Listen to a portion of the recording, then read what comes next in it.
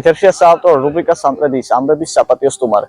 მე გახლავართ ლაშა კოტორაშვილი. ვიდრე გადაცემის სტუმართან სასაუბროდ გადავალთ, გეტყვით რომ ჩვენი გადაცემის მიზანია კიდევ უფრო ახლოს გაგაცნოთ ადამიანების საინტერესო ისტორიებით, გამოცდილებით, მიღწევებით.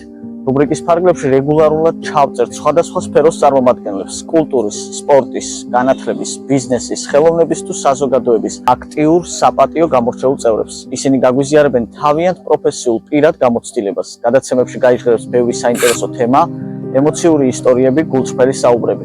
სამტრედიის ამბების საპატიო სტუმარი არ იქნება მხოლოდ რუბრიკა და ინტერვიუ, ეს იქნება დიალოგი ადამიანებს შორის, ტრადიციებსა და თანამედროვეობას შორის, გამოცდილებასა და მომავლის იმედებს შორის.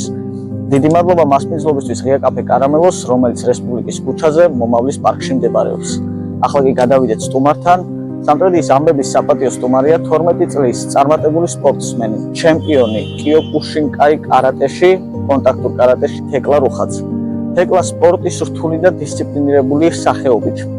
8 წლის ასაკიდან დაინტერესდა. პირველი წარმატებული დებიუტის შემდეგ მას არაერთი სპორტული მიღწევა, როგორც საქართველოს, ასევე მის საზღვრებს გარეთ, საერთაშორისო და ღია ჩემპიონატების მრავალგზის პრიზიორი და ჩემპიონი, სომხეთის ორგზის ჩემპიონი, რუმინეთის, ესპანეთის საერთაშორისო და პოლონეთის მსოფლიო თასის გამარჯვებული და პრიზიორი. თეკლა არის მიზანდასახული, შრომის მოყვარე, წარმატებული სპორტსმენი. დღეს ექსკლუზიურად, სწორედ ჩვენს შემოქმედებით ჯგუფს მოგვითხრობს მის მიერ გამლით საამაყო გზაზე, დაგროვილ გამოცდილებაზე, ჩემპიონობით გამოწვეულ განცდებსა და სამომავლო გეგმებს. მოგესალმებით თეკლა. გვიამბე შენ შესახებ, როგორი განცდა 12 წლის ასაკში უკვე მრავალგზის ჩემპიონობა. თქმა უნდა, ეს სასიამოვნო განცდაა და რაც უფრო ვიწევი, უფრო და უფრო მეტი წარმატების მიწევსული გიჩნდება. შეგიძლია გაიხსენო შენი პირველი გამარჯვება და გაგვიზიარო ის ემოციები, რაც მაშინ დაგეუფლა.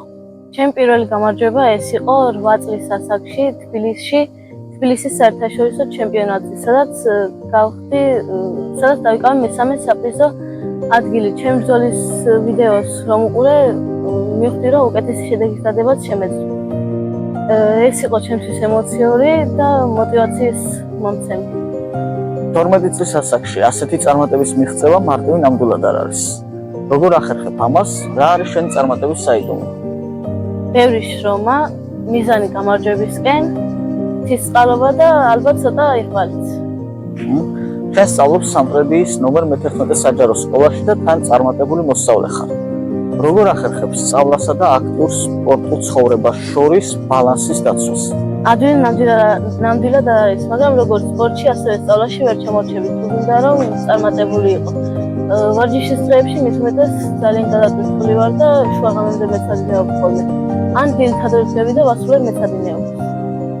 ცხადია, სპორტი შენი ცხოვრების განუყოფელი ნაწილია. თუმცა რა არის შენი საყვარელი საგანი და რატომ? კონკრეტულ საგანს ვერ გამოვყოფ ამ ეტაპზე, ყველა საგანს ერთნაირი პასუხისმგებლობით მეცადინეობ, რადგან კარგი მასწავლებლები. რისგან წამოვიდა შენი სიყვარული კარატეს მიმართ? აი მოგვიყევი იმ განსაკუთრებულ მასწავლებელზე, რომელმაც დიდი როლი ითამაშა შენ სპორტულ განვითარებაში. კარატის მიმართ სიყვარული წამოვიდა დედასგან. ისიც იყო ამ სპორტით დაკავებული და მაყურებინებდა ორთაბრძოლებს. მეც დამაინტერესა და რაც შეეხება მასწავლებელს, მას დიდი წვლილი მიუძღვის ჩემს წარმატებებში, როგორც საქართველოში, ასევე საზღვარგარეთ. ამისთვის მინდა მადლობა გადაუხადო მას. ჩემი მასწავლებელი არის მიხეილ ქანთარია.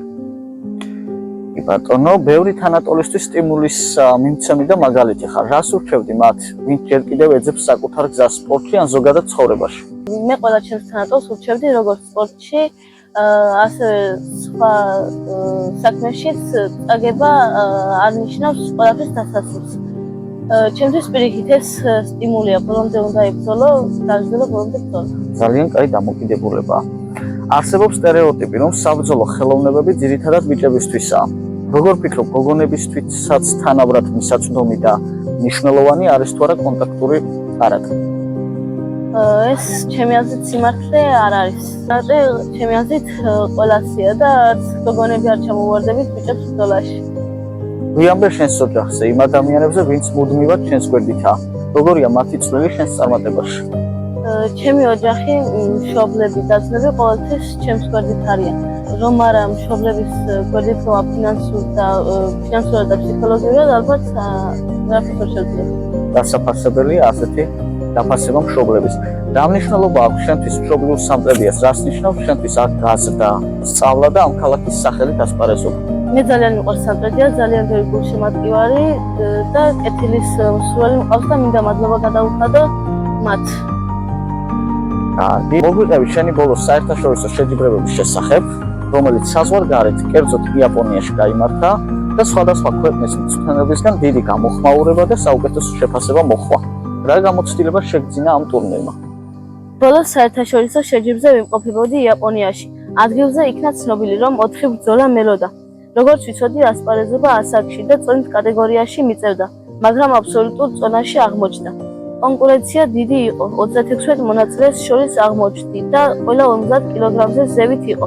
მე 54 კილოგრამი ვიყავი, შემახვედრეს 53 კილოგრამი წონით იაპონელს, ანუ 9 კილოგრამით მეც, რომელიც დავამარცხე, მაგრამ მეორე ბრძოლამდე გავხდით ცუდად და სამწუხაროდ სასწრაფოს ექიმებმა მომხსნეს შეჯიბრიდან.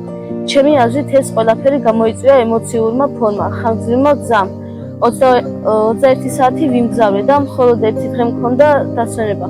მაგრამ მე მაინც კმაყოფილი ვარ, რომ პირველივე ბრძოლა მოუგე იაპონელს საკუთარ ტატამზე, თან წონით მეც. დადებითი შეფასება მოჰყვა ჩემს ბრძოლას იაპონელი, ჩინელი და ყაზახი მწვრთნელებისაგან. ეს ჩანაწერი Facebook-ზეც დევს. და ბოლოს, როგორია შენი სამომავლო გეგმები, როგორც სპორტში, ისე პირად და პროფესიული განვითარების კუთხით? შენი სამომავლო გეგმები? ჩემი სამომავლო გეგმები ეს არის, მინდა რომ მივაღწიო უფრო და უფრო მეტ წარმატებას, როგორც სპორტში, ასევე სწავლაში და მინდა გავაუმჯობესო ჩემი წარმატებები. მადლობა თეკლა გულწრფელი და საინტერესო საუბრისთვის, გისურვებ უამრავ წარმატებასა და ახალი საინტერესო პროექტების განხორციელებას. და ბოლოს მინდა მადლობა გადაგიხადოთ თქვენს კოლეგებს და ყველა იმ სამტრედიელს, ვინც მე მაფასებს და უხარია ჩემი წარმატებები. და ასევე მადლობა მინდა გადაუხადო ყველას, ვინც ყურადღების ღირსად ჩამთვალა. შეგახსენებთ, რომ ჩვენი გადაცემის სტუმარი იყო ახალგაზრდა წარმატებული სპორტსმენი თეკლა როხაძე. კიდევ ერთხელ მადლობა მასპინძლობისთვის ღია ტაფი კარამელოს, რომელიც მდებარეობს მომავლის პარკში. სამტრედიის ამბები მომავალ სეზონამდე გემშვიდობებად.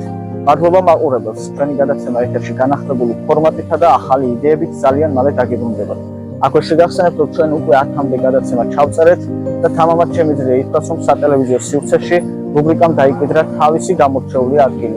მოიპოვა ჩვენი მაყურებლის კეთილგანწყობა და სიყვარული, დადებითი და პოზიტიური გამოხმაურებები. გადაცემის რეიტინგული მაჩვენებელი ცხადყოფს, რომ რუბრიკის წარმატებასთან ერთად დაფასდა ჩვენი შემოქმედებითი ჯგუფის დაუღალავი შრომა, მონდომება, შედეგზე გათვლილი გუნდური მუშაობა, საქმისადმი ერთგულება და პროფესიონალიზმი. ჩვენ ყოველდღიურად ვითარდებით და ვცდილობთ ყოველი ახალი გადაცემა უფრო საინტერესო და შთამბეჭდავი გავხადოთ. მინდა მადლიერება გამოვხატო მაყურებლების მიმართ. მადლობა თქვენ, რომ გვითმობთ თქვენს ძვირფას დროს. მუდმივად გძნობთ ამ ხარდაჭერას. განსაკუთრებული მადლობა ჩვენს ტექნიკურ გუნდს, პროფესიონალთა ტანდემს, პროდიუსერს ჯემალ ღამბაშიძეს, ოპერატორებს ზაკო ლეჟავას და შოთა ვაშაკიძეს, რომლებიც კამერის მიღმა თავდაუზოგავად და პირნათლად ასრულებენ გაკიცრებულ საპატიო და საპასუხისმგებლო საქმეს. მომავალ შეხვედრამდე.